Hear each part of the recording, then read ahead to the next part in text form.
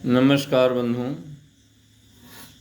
आज होम्योपैथी पर चर्चा करने के लिए फिर हम आपके साथ जुड़े हैं। जय होम्योपैथी, जय हनुमान। भारतवर्ष में जितना भी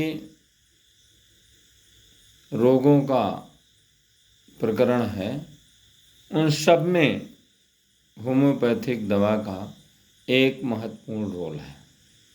हम ये नहीं कहते कि एलोपैथिक दवाइयाँ काम नहीं करती, हम ये नहीं कहते आयुर्वेद काम नहीं करता, हम ये नहीं कहते कोई योग, कोई एक्वाप्रेशर, सब तरह की चिकित्सा अपनी अपनी जगह ठीक है,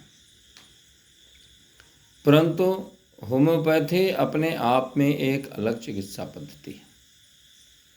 हमारा ऐसा मानना है कि यदि होम्योपैथी को ठीक से चिकित्सा जगत में शामिल किया जाए, यदि होम्योपैथी का ठीक से अध्ययन किया जाए, यदि होम्योपैथी का ठीक से प्रयोग किया जाए, हमारे चिकित्सक बंधु होम्योपैथी का उपयोग करना शुरू करें और वो होम्योपैथी जो महात्मा हनीमैन ने हमें दिया था।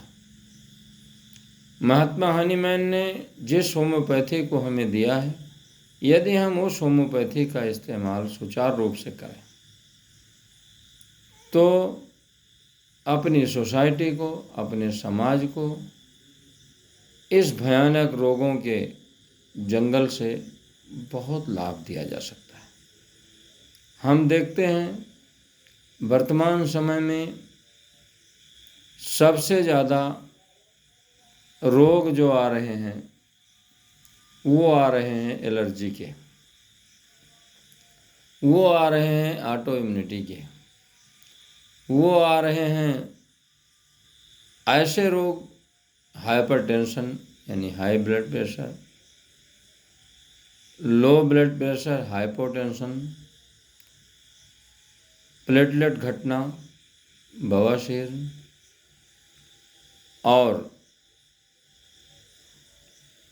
श्वास की एलर्जी, स्किन की एलर्जी, सोराइसिस, यानी ज़्यादा से ज़्यादा ऑटो इम्यून डिजीज़, लगातार ब्लड कम होना, लगातार वज़न कम होना, लगातार वज़न बढ़ना, हार्मोनल इफ़ेक्ट, मेंसेस कंप्लेन और महिलाओं में सबसे ज़्यादा ओवरियन सिस्ट और बच्चेदानी, बढ़ी हुई बल्कि यूट्रस, उसके साथ यूट्रस फाइब्राइड अर्थात बच्चेदानी में ट्यूमर। इस तरह के रोग वर्तमान समय में सर्वाधिक आ रहे हैं।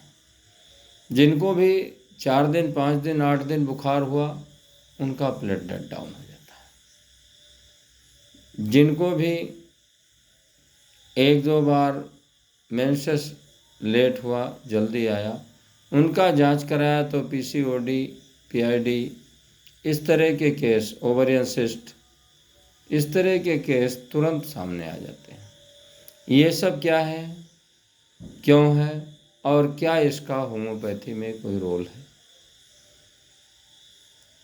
तो हम देखते हैं ये सब वर्तमान समय की आधुनिकता के कारण, अधिक केमिकल उपयोग के कारण, ज़्यादा से ज़्यादा खान पान बिगड़ने के कारण, ज़्यादा से ज़्यादा मेंटल प्रेशर होने के कारण ये सब रोग उत्पन्न होते हैं। इन रोगों का होम्योपैथी में बहुत बेहतरीन इलाज है और बहुत अच्छा इलाज है। हम देखेंगे अभी हाल का एक केस है स्किन एलर्जी का। स्किन एलर्जी वो था जिसको हम साधारण भाषा में, मेडिकल में अर्टिकेरिया और अपनी भाषा में पित्ती उछलना बोलते हैं। जब पित्ती निकलती थी, एक बच्चा था लगभग 7-8 साल का, तब से उसको पित्ती निकलना शुरू हुआ। तमाम उसने मेडिकलों में इलाज कराया, तमाम इधर उधर दिखाया और फ़ायदा नहीं हुआ। अंत में 4 साल इलाज कराने के बाद मेडिकल कॉलेज वगैरह सहारा जैसे हॉस्पिटलों का पर्चा लेकर वो हमारे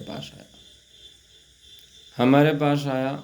हमने उसका इलाज किया और उसको आराम हो गया। कैसा इलाज किया? विदाउट सिमिलिया, यानी होम्योपैथी के सिद्धांत से हटकर, जिस तरह आजकल ज़्यादा से ज़्यादा लोग करते हैं। आराम हुआ, 4-6 महीने आराम रहा, 4-6 महीने बाद पुनः रोग का आक्रमण हुआ। अब फिर हम बहुत कोशिश किए विद सिमिलिया, केस पूरा लिया नहीं, अधूरा केस लिया और ठीक नहीं हुआ। इसके बाद डॉक्टर कैंट का एक शब्द है, well taken case half cure. ठीक से केस लेने पर आधा रोग ठीक हो जाता है। फिर हमने उस बच्चे का ठीक से केस लिया। केस लेने के बाद जो सिमिलिया निकल कर आई वो दिया। आज लगभग 12 महीने हुए, वो बच्चा स्वस्थ हो गया। अब दोबारा उसको अर्टिकेरिया अर्थात पित्ते का आक्रमण नहीं। इसी तरह श्वास के रोगों में भी बहुत लाभ मिला है। जो एलर्जिकल अस्थमा रहे हैं उनमें भी बहुत लाभ मिला। हम चाहते हैं जो भी होम्योपैथिक प्रैक्टिस करते हैं, करने वाले हैं और जिनका भी होम्योपैथी से लगाव है, वह महात्मा हनीमैन की होम्योपैथी सीखें और उनका होम्योपैथी का अध्ययन करें। जो अध्ययन करें उसका प्रयोग करें और लाभ सोसाइटी को पहुँचे।